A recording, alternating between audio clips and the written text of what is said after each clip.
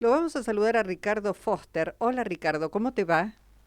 Muy bien, aquí estamos. Bueno, gusto de saludarte Ricardo. Un día muy especial en defensa, nuevamente es la segunda marcha en realidad en defensa de la universidad pública, pero digo, en defensa de la educación pública en general, coincidirás con esto. Absolutamente. En particular es la discusión sobre la ley de presupuesto universitario que el presidente Milei tiene intenciones de vetar, pero es una movilización que corta transversalmente a toda la educación pública en la Argentina, que digamos es uno de los núcleos de virtuosismo que nos quedan como sociedad. Mm. No nos sobran demasiadas virtudes últimamente. Y si tuviéramos que elegir algo que nos enorgullece, es la educación pública y particularmente dentro de la educación pública, la educación universitaria pública. Me consta, la conozco, hace 40 años que soy profesor en la Universidad de Buenos Aires y he enseñado, yo creo que en casi todas las universidades públicas del país. Me quedará alguna que no haya ido en algún momento estos 40 años.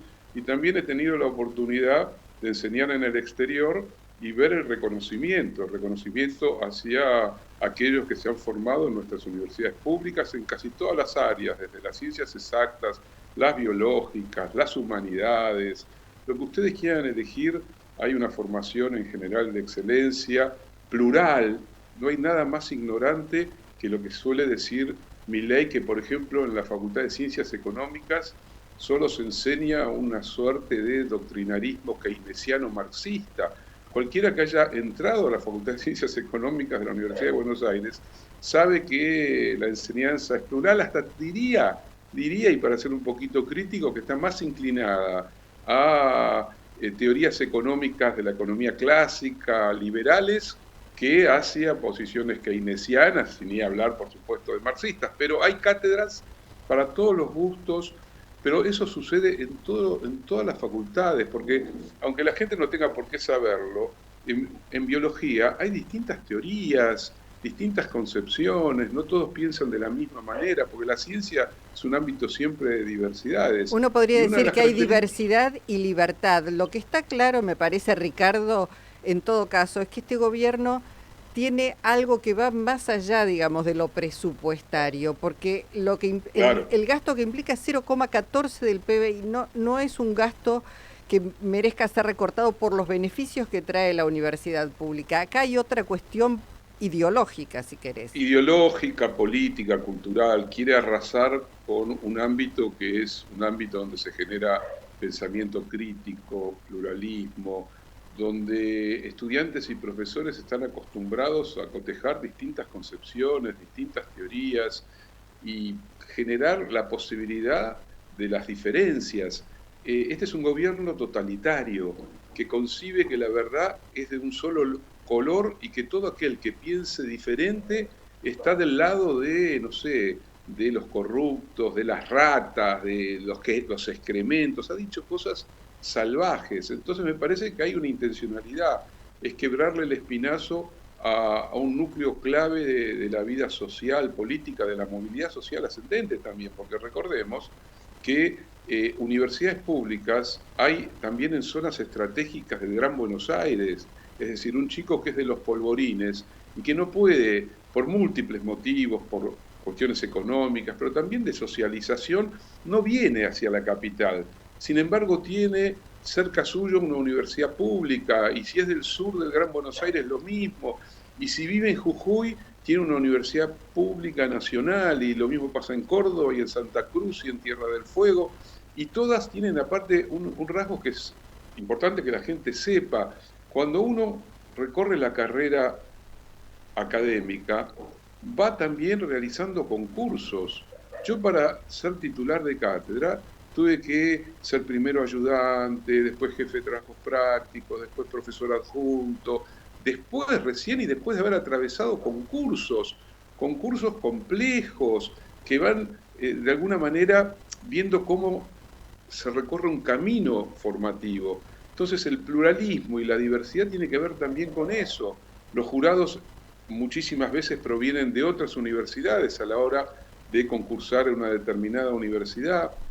Entonces todo eso hay que ponerlo sobre la mesa, pero hay algo que también es clave. No se trata solo de la riqueza que genera en términos productivos la universidad. Claro. La universidad genera otro tipo de riqueza, que es cultural, que tiene que ver con la formación de la vida social compartida, que tiene que ver con la diversidad de ideas. Entonces, es una combinación. Por un lado, obviamente que tiene una potencia productiva enorme, pero a su vez genera innovación, genera una sociedad que tenga mayor capacidad para poder pensarse a sí misma y hacerlo en libertad. Y adaptarse a los cambios que vienen. Quería preguntarte, porque bueno, en las últimas encuestas que lo miden a Javier Milei dan cuenta de que viene cayendo su imagen y la aceptación por parte de una sociedad. Muchos dicen el peor enemigo que tiene Javier Milei hoy es el tiempo. Todos aquellos que lo votaron porque no querían votar al peronismo, porque no querían votar al radicalismo, porque no querían votar, digo, hoy están desencantados y esto se va a ir notando cada vez más. Ahora, la pregunta es, ¿qué hay enfrente de Javier Milei? ¿Qué es lo que estás viendo vos? A ver, es cierto que está claro, crece el desencanto porque las personas están sufriendo materialmente las consecuencias de un ajuste atroz. Muchos pensaban que los subsidios eran un error, que subsidiar los servicios públicos era populismo, que subsidiar el transporte público era populismo, y ahora están aprendiendo que los subsidios son salario indirecto, que es una forma de distribuir mejor también la riqueza en el interior de una sociedad. Si yo subsidio el transporte, si subsidio la energía, si subsidio la gasolina, estoy generando que el salario real tenga una capacidad de consumo mucho mayor. Ahora, si el transporte me implica un 10 o 15% de mis ingresos, si la luz, el gas y el agua me implican otro 15 o más por ciento de mis ingresos, llega un momento que todo lo que tengo que pagar para precisamente compensar que ya no hay subsidios, agotan mi capacidad de consumo. Y eso hace pedazos también la vida económica.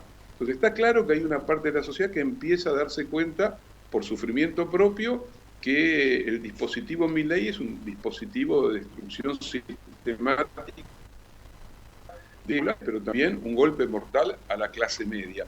Pero que viene con muchas cosas más, Viene también con liberar a que las prepagas para la clase media más acomodada les cobren ahora lo que quieran. Si antes les subsidiaban el 70% de los medicamentos para enfermedades crónicas, ahora le hacen un descuento del 40%. Y así, en todos los órdenes están desapareciendo agencias claves del Estado, que son agencias que tienen que ver con la vida cotidiana, que tienen que ver con el cuidado. Pero vuelvo a la pregunta, ¿qué hay enfrente desde la oposición? Todavía no hay una oposición política que sea capaz de canalizar un descontento que va a ir creciendo, por múltiples motivos. Porque había un descontento previo de una parte significativa de la sociedad hacia el sistema político, y convengamos que de ese 55% de votos que sacó Milei, una parte no menor de los que se van desencantando, en realidad eran muy críticos del peronismo y del kirchnerismo, y que no es aritmética la cuestión, no es que alguien desencantado de Milei va a decir, bueno, ahora que vuelva Cristina o que vuelva el peronismo. No, eso tiene que generarse a través de un proceso, que es un proceso que va a llevar su tiempo, que va a tener que generar en el interior mismo de las fuerzas opositoras, y particularmente el peronismo, una capacidad de construir propuestas que sean no solo inteligibles para la sociedad, sino que sean creíbles para la sociedad. Creo que es un camino de aprendizaje, porque hemos tocado fondo. Yo creo que el voto a Milei es un voto que pone en evidencia algo muy oscuro y bastante horrendo de una parte importante de la sociedad argentina. Yo no quiero exculpar a ninguno de sus votantes, los que votaron engañados, que no me interesa a mí ese tipo de discurso. Yo creo que un ciudadano en una sociedad democrática tiene que tener la capacidad como para tomar decisiones a partir precisamente de convicciones íntimas. Y muchos creyeron que votaban efectivamente a Milei porque iba a traer una motosierra que vaya a saber a quién iba a quebrar, a los políticos o algo por el estilo, que ya de por sí es un discurso problemático, porque la salida por fuera de la política, la salida desde la antipolítica, en realidad sigue alimentando a los Milei de este mundo. Sí es cierto que hay una crisis de representación política, que hay que replantear muchas cosas en términos de qué modelo de crecimiento económico necesita la Argentina para al mismo tiempo ser capaz de distribuir mejor la renta, que las sociedades han cambiado también, que hay un espíritu mucho más individualista, egoísta, que en otros periodos de nuestra historia, y hay que lidiar con eso, que los jóvenes no tienen la misma expectativa hoy que la que tenían los jóvenes de hace 10, 20 o 30 años atrás, que las nuevas tecnologías de la comunicación y